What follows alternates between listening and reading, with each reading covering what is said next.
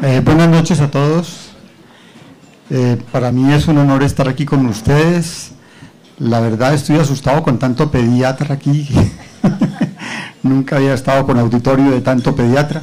Si me puedes colocar la conferencia. Bien, yo quería preguntarles a ustedes si ustedes están enterados o sabían que cuando uno tiene en las manos un inhalador de 120 dosis, en realidad ese inhalador trae 130 dosis, un inhalador cualquiera de los que usamos siempre. ¿Y por qué trae 130 dosis? Porque trae dos para que se purgue la cámara, se necesita. O sea, las primeras 2 dosis no va a salir adecuada cantidad de medicamento.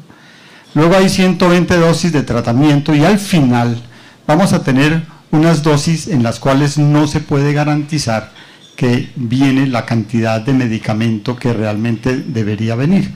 O sea, eso ya está calculado de que debe ser así. ¿Cuántas veces nosotros hablamos con los pacientes y les explicamos este tipo de cosas? Un paciente empieza a utilizar un aparato de estos y mientras le suene porque lo agita, lo sigue utilizando. Y posiblemente el paciente en algún momento no va a tener conciencia de que no está recibiendo el medicamento que requiere. Pues esto se ha estudiado y se ha visto que 36% en un grupo de 342 pacientes que utilizaban inhaladores de dosis medida, dijeron que alguna vez le habían dicho que debían tener en cuenta el número de dosis que habían utilizado. Yo creo que nosotros nunca le decimos a nuestros pacientes, mire, fíjense cuántas dosis está utilizando al día, cuántos días está utilizando, para ver cuándo se le va a estar acabando el aparato. 25% refirieron haberse quedado sin medicamento durante una exacerbación, cosa que puede ser bien complicada en un paciente que no tenga acceso a un medicamento, por ejemplo una noche o un fin de semana o qué sé yo. 54% de los pacientes no conocían el número de dosis que tenía el inhalador que estaba utilizando, no sabía si era de 60 dosis, de 120 dosis o demás. 8% solamente, y yo creo que si hacemos la estadística en nuestro medio, este 8 se nos va como a 0,8, contaban el número de dosis que habían utilizado. De manera que con todo esto pensamos que es muy importante que se incluya un contador de dosis en los inhaladores, para asegurar que el paciente sepa cuántas dosis le están quedando en el aparato, cuándo tiene que conseguir un aparato nuevo porque se le están acabando las dosis y que si le llega un momento en el cual tiene que inhalar más medicamento, tenga un inhalador adicional que le pueda servir para controlar su enfermedad. Esto era como una abrebocas para lo que vamos a ver ahora. Todos sabemos que las guías hablan que si los pacientes con corticosteroides a dosis bajas, asmáticos, no se controlan adecuadamente, el ideal es pasarlos a corticoides a dosis bajas más beta-2 agonistas de acción prolongada, y si con eso no lo estamos controlando, debemos subir a corticosteroides a dosis medias o altas más beta-2 agonistas de acción prolongada o de larga acción, para que nos cuadre con la sigla que estamos colocando en español ahí, que es BALA. Pero siempre hemos tenido un poquito de precaución porque nos han hablado mucho de la seguridad de los corticosteroides, o más que los corticosteroides, de los beta-2 agonistas de acción prolongada, cuando se utilizan sin, y también existen dudas cuando se utilizan con beta-2 agonistas, con corticosteroides inhalados. Veamos 3 metaanálisis que los tienen ustedes aquí en la parte final, uno del 2008, otro del 2009 y otro del 2010. Este primero es un metaanálisis de 20.966 pacientes, 10.400 estaban recibiendo salmeterol más corticosteroide inhalado, y mostró disminución del riesgo de exacerbaciones severas comparado con los corticosteroides solos, mostrando que la adición de los beta-2 agonistas a los corticosteroides no aumentaba el riesgo en ninguna forma, sino por el contrario lo disminuía.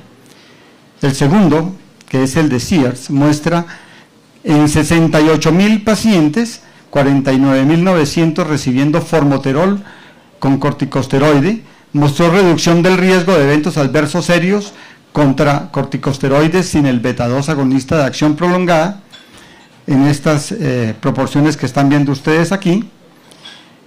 Y en el tercero es un análisis de 23.510 pacientes, de los cuales 13.500 recibían formoterol, la mayoría de ellos con corticosteroide.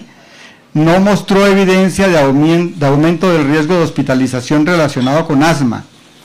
Mostró una baja incidencia de mortalidad global por todas las causas, es decir, murieron 7 de 23.500 y no hubo muertes relacionadas con asma. De manera que esto nos da un perfil de seguridad supremamente importante para la utilización de los beta-2 agonistas de acción prolongada con los corticosteroides asociados. Miremos este artículo en el cual se quiso analizar este medicamento que estamos, que es lo que nos reúne el día de hoy, que es budesonida formoterol en inhalador de dosis medida, en el inhalador presurizado.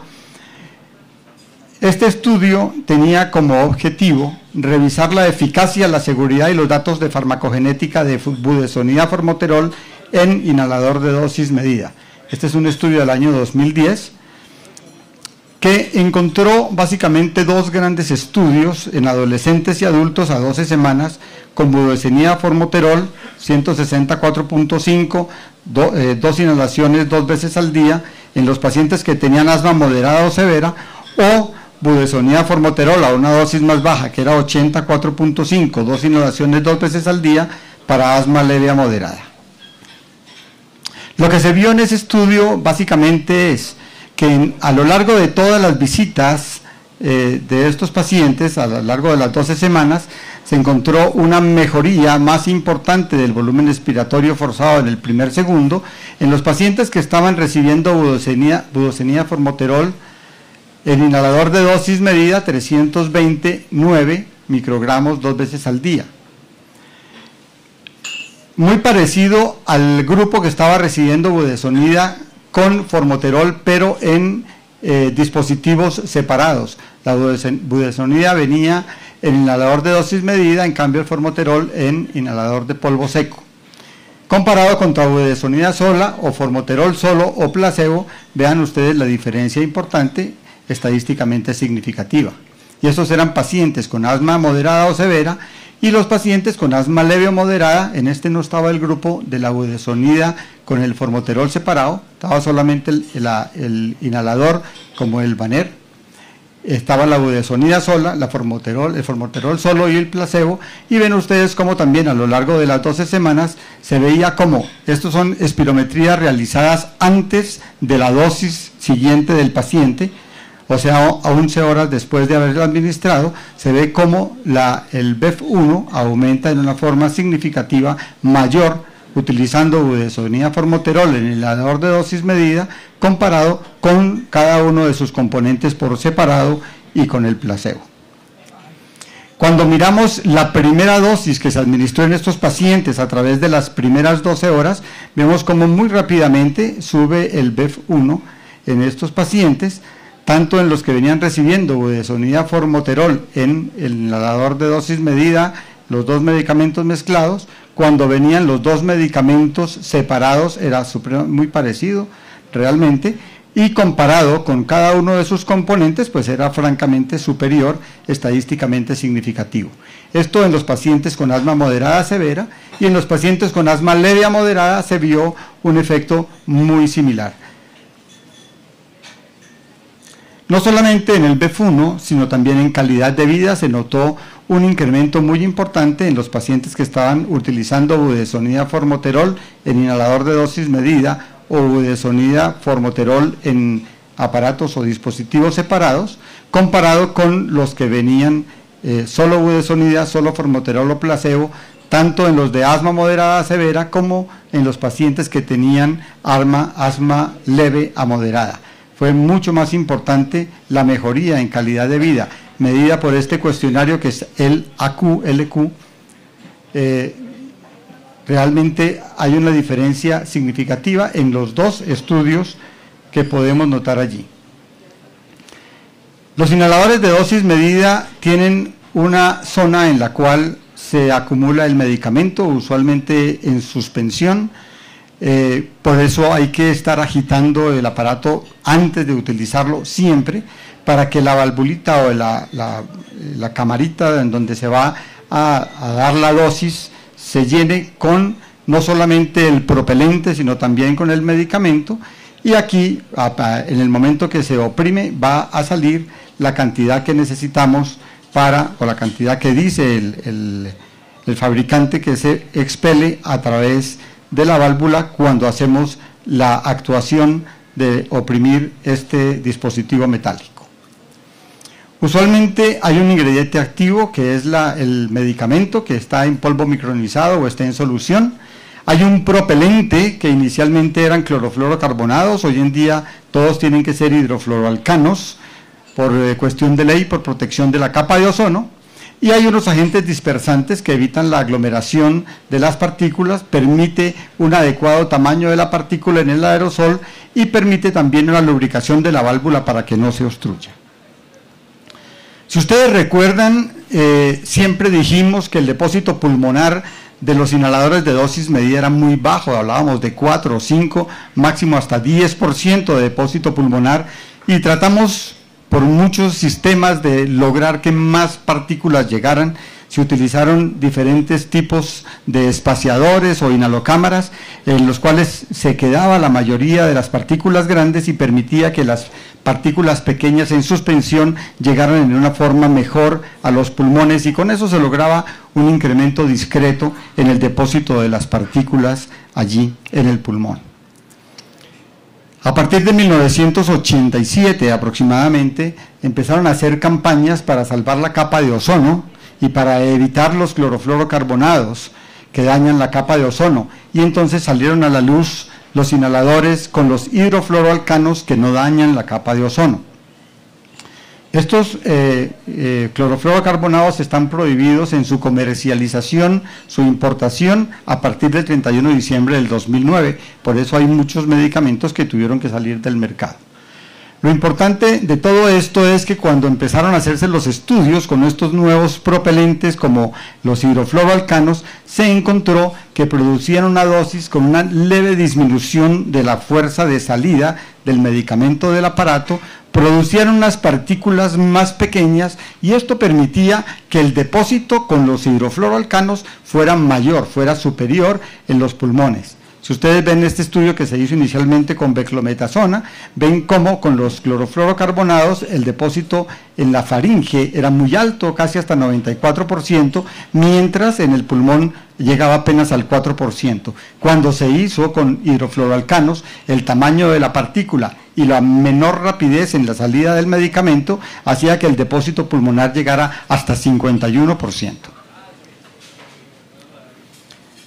Este estudio que se hizo in vitro en unas cámaras que se llamaban impactador de cascada, mostró cómo en el aparato con los clorofluorocarbonados quedaba un porcentaje que era como más o menos 10%, en la garganta quedaba aproximadamente 50%, y vean ustedes la distribución del tamaño de las partículas con los clorofluorocarbonados, cuando con los hidrofluoroalcanos el depósito en la garganta era mucho menor que con los clorofluorocarbonados, y el tamaño de las partículas en las barras que ustedes ven aquí oscuras es mucho menor que el tamaño de las partículas de los clorofluorocarbonados.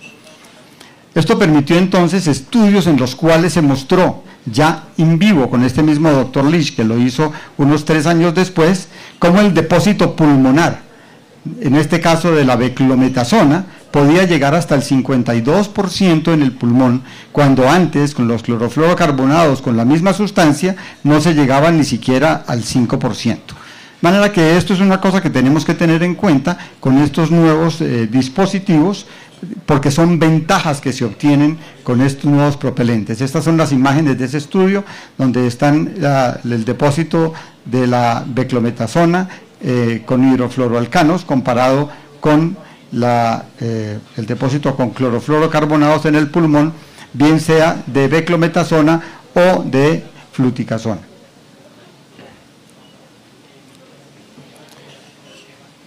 Este estudio se hizo con formoterol y con beclometasona mezclados, porque depende mucho también de la partícula cómo va a ser el depósito en el pulmón.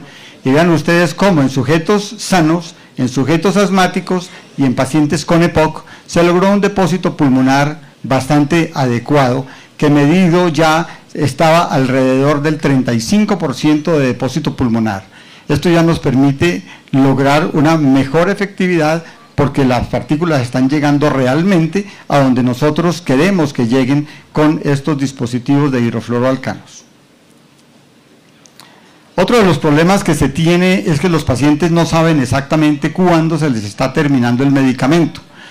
Y entonces en las guías anteriores aparecía que uno debía meter el canister, la latica, debía meterla dentro de un vaso con agua. Entonces yo me cogí un aparato nuevo y lo metí en agua, otro conté las dosis y desocupé la mitad y el otro lo desocupé completamente para mirar cómo quedaban, porque como lo mostraban en los libros, esto quedaba completamente horizontal, pero en realidad siempre queda así porque la válvula es más pesada. Pero esto ha demostrado también que puede dañar el dispositivo de la válvula de estos canister, de manera que esto ya no se está aconsejando más que se haga.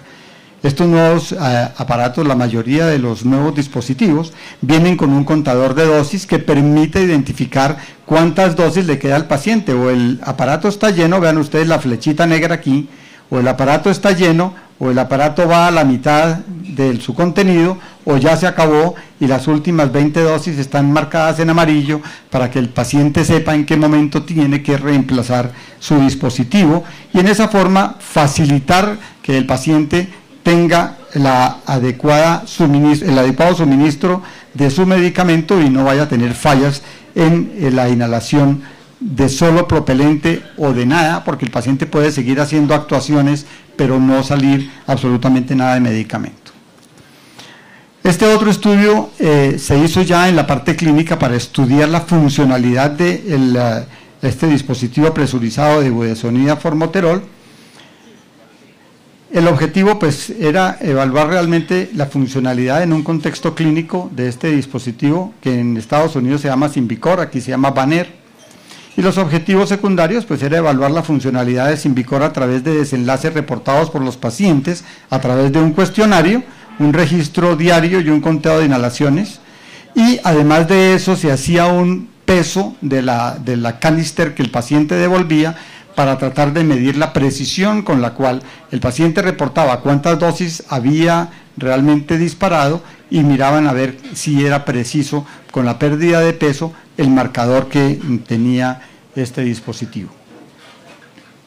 Fue un estudio aleatorizado a 6 semanas de etiqueta abierta, fueron 41 sitios en los Estados Unidos, se estudiaron niños mayores de 6 años, adolescentes y adultos, y se hicieron 3 grupos. A un grupo le pidieron que hiciera las dosis durante 24 días, eran 96 dosis, 133 pacientes, otros que hicieran el tratamiento completo de 30 días, las 120 dosis eran 82, y a un grupo pequeño de pacientes, que eran 21, se les pidió que además de los 120 siguieran con las otras 8 que quedaban dentro del aparato, pero que ya no se estaban marcando con el contador de dosis, que lo siguieran haciendo para ver exactamente cómo se comportaba el dispositivo.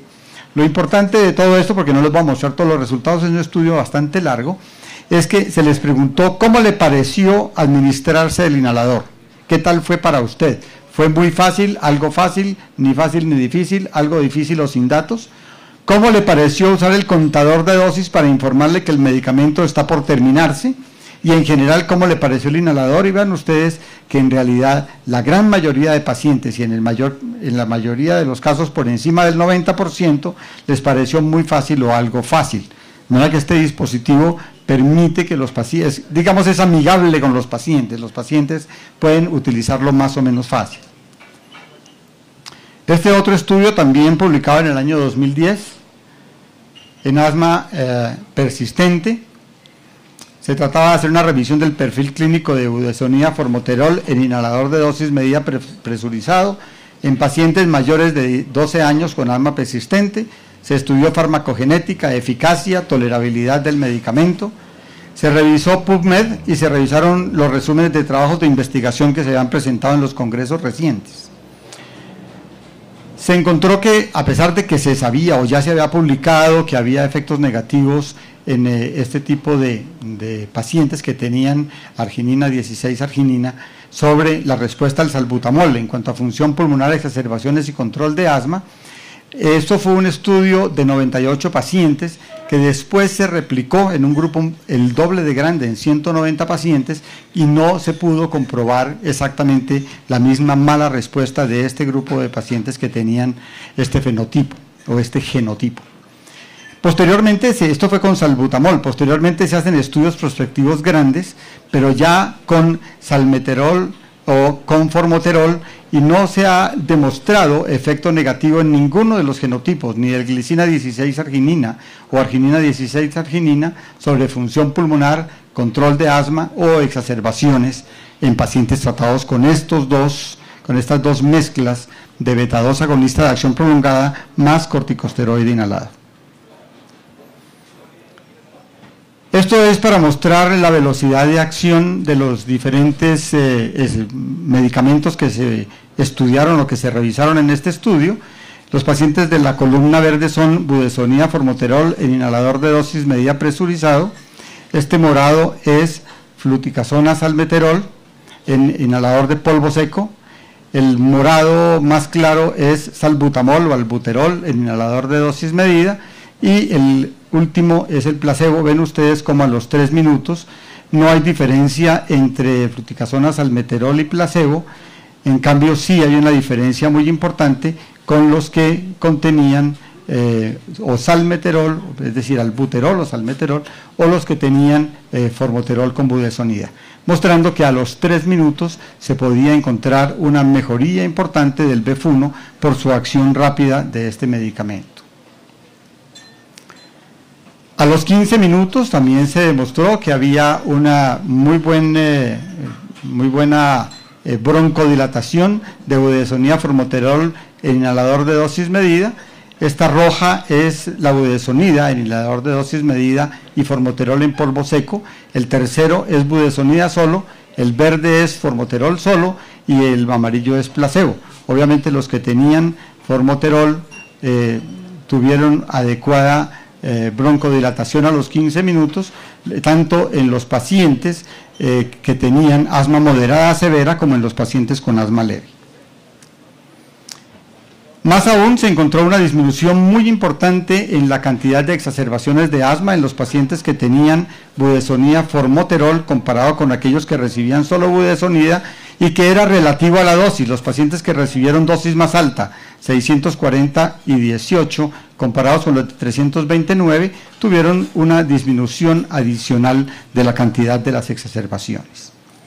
En cuanto a tolerabilidad, no se encontró diferencias significativas entre budesonida, formoterol, formoterol o placebo, es decir, todos los grupos tuvieron una incidencia similar en frecuencia cardíaca, en el intervalo QT y QT corregido por los dos métodos, en los parámetros en el Holter en cuanto a la aparición de arritmias o extrasístoles ventriculares, la glicemia, el potasio sérico o el cortisol en orina 24 horas tampoco tuvo ninguna afección en ninguno de estos grupos. En conclusión del estudio del doctor Korenblatt que estábamos analizando, podemos decir que la eficacia y tolerabilidad de budesonida, formoterol en inhalador de dosis medida presurizado ha sido demostrada en estudios clínicos a corto y largo plazo, tanto en niños como en adolescentes y adultos con asma persistente leve, moderado y severo, es decir, en todos los grupos.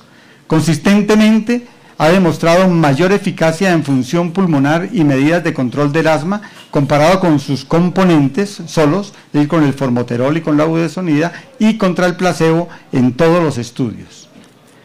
Tanto la dosis de 169 y 329 han demostrado beneficios en calidad de vida y en satisfacción de los pacientes con el tratamiento comparado con sus componentes solos y placebo en adolescentes y adultos en todos los grupos de severidad de asma. Tiene un aceptable perfil de seguridad a largo plazo, incluso a dosis doble de lo recomendado, es decir, 640-18 en pacientes con asma persistente moderada a severa.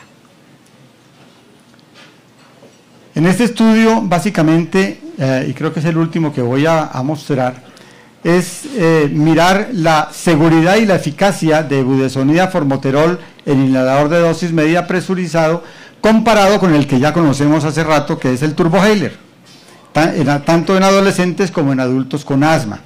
Este es un estudio nacional, multicéntrico, abierto, aleatorizado, de grupo paralelo, a 1 año en pacientes de 12 años o mayores con asma, usando corticosteroides 300 a 1200 más beta-2 agonistas de corta acción de rescate. Ese era el grupo de inclusión. Budesonida formoterol, el inhalador de dosis medida presurizado HFA, versus budesonida formoterol, el inhalador de polvo seco. Ambos se utilizaban a 160, 4.5, 2 inhalaciones, 2 veces al día, y se analizó eficacia y seguridad. Eran 673 pacientes, 446 con el presurizado y 227 con el turbohaler. Se encontró que básicamente el BEF1 mejoraba rápidamente y en la misma forma en cualquiera de los dos dispositivos, que la cantidad de exacerbaciones fueron muy similares, muy bajitas en ambos grupos, menos del 10% a 1 año, que los eventos adversos con cualquiera de los dos sistemas eran muy similares. Vean ustedes que fueron 77 y 74%, infecciones 15 y 16, cefalea 12 y 14, etcétera. Ustedes pueden ver que no hubo ninguna diferencia en el uso del turbohaler o del inhalador de dosis medida. En cuanto a exacerbaciones, fueron 13% versus 11%, pacientes que requirieron esteroides orales 9 versus 8%, hospitalizaciones 2 y 1%, vean ustedes que es bien bajito, 4 pacientes de 227 o 4 pacientes de 446. Y múltiples interacciones, que quería decir visita a urgencias o hospitalizaciones más esteroides orales, eran 9 pacientes, o sea 4% y 2%, indicándonos entonces que las exacerbaciones y las actividades que debemos tomar con estos pacientes son muy bajitos. Y en cuanto a eventos adversos relacionados con corticosteroides, que son la disfonía y la candidiasis oral, fueron realmente muy bajos, 2% o 3 o 4%, y los relacionados con beta-2 agonistas, palpitaciones, taquicardia o temblor, fueron también cerca del 1, 2 o 3% en ambos grupos, sin una diferencia significativa. De este estudio entonces concluimos que a pesar de que, además de que es el primer estudio en comparar la eficacia y seguridad de budesonida formoterol con este nuevo dispositivo, comparado con el de inhalador de polvo seco, ampliamente utilizado, demuestra que budesonida formoterol es bien tolerado y efectivo en adultos y adolescentes con asma, tanto en la forma de inhalador de polvo seco turbohaler o mediante el nuevo inhalador de dosis medida presurizado en HFA. En conclusión de todo este estudio, entonces, de toda esta presentación, el inhalador con contador de dosis es más adecuado para el manejo del asma, porque permite ver el número de dosis restantes para evitar fallas en la administración del medicamento y la falta del mismo durante las exacerbaciones. El uso de formoterol budesonida, ya sea en turbohaler o en inhalador de dosis medida presurizado, es igual de eficaz y seguro. Ambos tienen dispositivo de contador de dosis. El uso de uno u otro debe escogerse según preferencias de manejo y facilidad de uso por parte del paciente. Es decir, esto es algo más o menos como de acuerdo al gusto del médico y del paciente. Esta es una nota que me pidió AstraZeneca que colocara porque parece que es una exigencia actual, y es que los usos e indicaciones de los productos AstraZeneca referidos en esta presentación están todos aprobados en Colombia. Finalmente, les digo entonces que todo es cuestión de gustos, o el inhalador en turbohaler o el inhalador de dosis medida, así como es de gustos las 3 gracias de Rafael o las 3 gracias de Rubens. A uno les gustan más puras, con líneas más limpias, a otros les gustan de pronto más voluptuosas, con insinuación de imágenes de pecado, etcétera. De manera que uno puede escoger entre las gracias de Rafael, las gracias de Rubens, y a ustedes pues muchísimas gracias también.